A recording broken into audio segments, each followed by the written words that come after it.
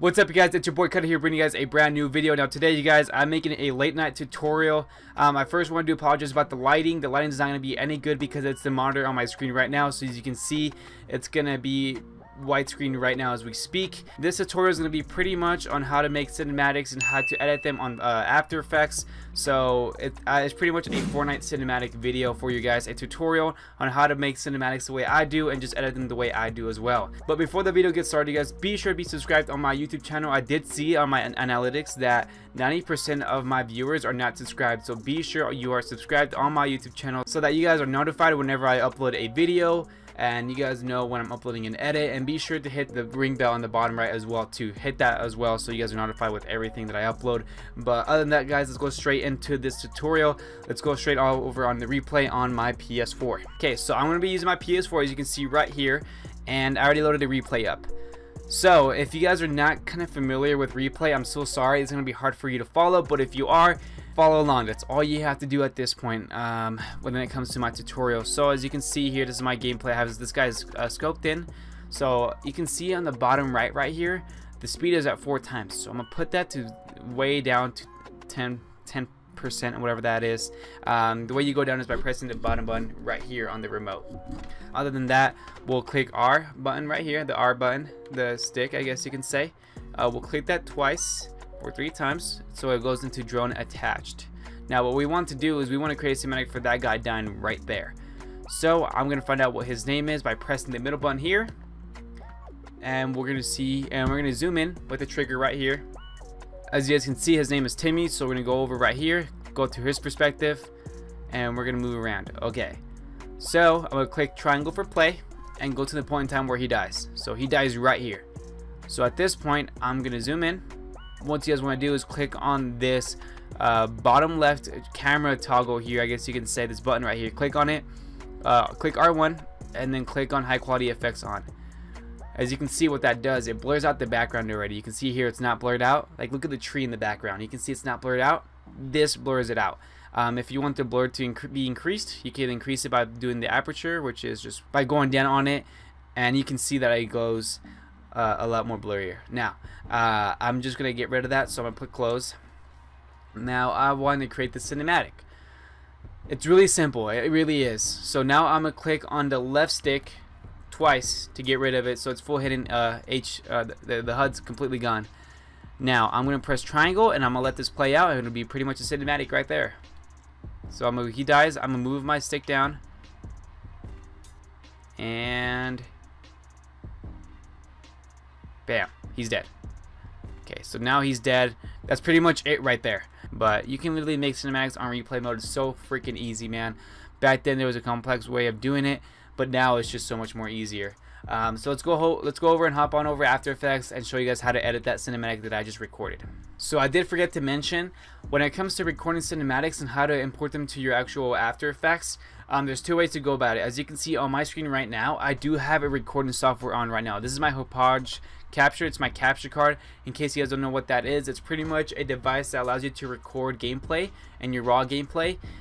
You can see I have like a mic there. I can add a webcam if I want to. You can stream. I can do YouTube and stuff like that, but I just want to record. Now these capture cards are around from $100 to $200, and they're pretty worthy if you want to continue doing YouTube at least. Now there is a different way about going about it, but that's a whole separate video itself. But for now, if you do have a capture card, we'll go over to how to edit them. And if not, guys, it's just that simple. Just from this point on, just use someone else's cinematic pack or my cinematic pack, and I'll show you guys how to edit it. So launch your After Effects, which I already have right here, and this little teaser on what my next edit's gonna be here. I'll get out of it right now. But let's create a new project. Okay, let's just show you guys how to edit the actual clip itself. So once you launch your After Effects, click File, click Import, click File once again, and go to the part where you pretty much have the cinematic saved at on your PC, or if you download it somewhere, it should be on your downloads over here. Now I'm gonna double click on my file right here. This is where I have my cinematic. Okay, so I'm gonna drag this over here. So you can see I was here recording, talking, showing you guys how I do it. Okay, so this is where I want the video. This is where I want the cinematics to start. So I'm gonna put Control-Alt-T, or you can right-click, time, and then with time remapping. This is pretty much where we're gonna be figuring out where we want the video to start and where we want the video to end. so the cinematic itself. Now the keyframes, that's all it really is. It's pretty much where you want the video to start and where you want the video to end, and that's pretty much it. Those are the times of the video. So in this particular time on my screen, I want the video to start right here, so I'm gonna keyframe that. I'm gonna click on the bottom left diamond over here, and then I'm gonna drag over and see where I want the video to end. So I want the video to end obviously before, way before that, so way before this happens over here. So I fall, I die. Okay, so this is where I want the video to end. Now I'll do a keyframe as well over here. Now you can see these two keyframes back here. I did not create those. Those are just the video itself. We're gonna get rid of those because we don't want those. We don't want that footage. So I'm gonna delete this one. Click on it. Delete it as well. Now I'm gonna grab this. You can see the cursor. I'm gonna drag it over to the keyframe. Same thing with the other side. Drag it over to the keyframe. And I'm gonna drag this over here. So let's pretend here, you guys. I want you guys to pretend that I have waveforms here. So pretend there's a beat here. There's a beat here, and there's a beat here. Or instead, I'll just show you guys how to do it. Okay, so what I'm doing right now is pretty much marking for, so for example, let's just say this is an edit and I want to put it on the actual montage. So what I would do is pretty much mark, double click L on the actual song, implement it of course on the actual workspace here, and we're gonna grab this marker over here and drag it over to the actual beat of the song on the waveform. So you can see there's a beat drop here, there's a beat right here, and there's gonna be another one around here. Now you want to mark these so that you know where you're gonna have your clip at or your cinematic at. So I got my cinematic over here. I want it to start right here for some reason. Okay, let's just pretend here. So I'm gonna drag this over here. I'm gonna zoom in by grabbing this up here. I'm gonna grab this and drag it over here to the keyframe. Now all I'm doing is literally gonna grab this. I'm gonna mark myself up right here, align it, grab the keyframe, drag it over to right there to that marker, highlight it all, right click, keyframe assistant, easy ease. What this is doing, we're gonna make this waveform that's gonna make it look a lot more smoother. It's gonna go fast, slow, fast. Okay, so let me show you guys what I mean by that. You know what, I'm gonna change this up actually. I'm gonna put Control Z to reset what I just did.